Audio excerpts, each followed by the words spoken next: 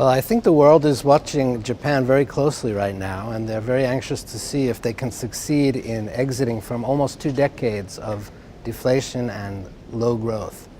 I think the bottom line for the rest of the world is if Abenomics is implemented successfully and a growth strategy and a strategy for fiscal adjustment are carried out together with the monetary policy that's already been announced, then we'll see a much faster growing Japan and a much more dynamic Japan, and that will certainly be good for the rest of the world.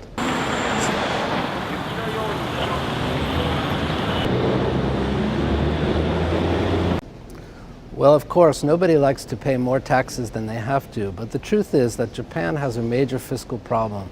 Public debt has been rising as a share of GDP and by some measures is now higher than any other advanced economy. Because so much fiscal adjustment will be needed over the next decade, we think that Japan will need to implement a series of measures both on the revenue and the spending side. And we think that the consumption tax has a central role to play there. The consumption tax is quite efficient at raising revenues and is much more pro-growth than other tax measures.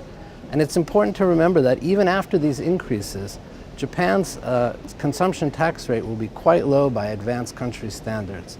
There are some distributional issues, but we think those can be addressed with cash transfers to poor households.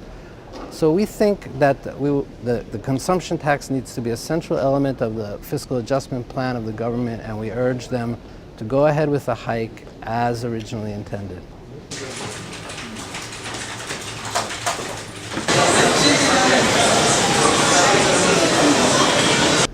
That's a very good question. You know, youth unemployment in Japan is more than twice the national average. I think the one thing that Japan's government can do to ensure youth employment prospects improve is to ensure that the economy is growing rapidly and on a sustained basis. Of course, this is just what Abenomics is aimed at. And we're already seeing some evidence that employers are starting to respond to improved economic prospects. For example, the number of vacancies compared to the number of job applicants has been rising over the last few months. We'd like to see further progress in this area.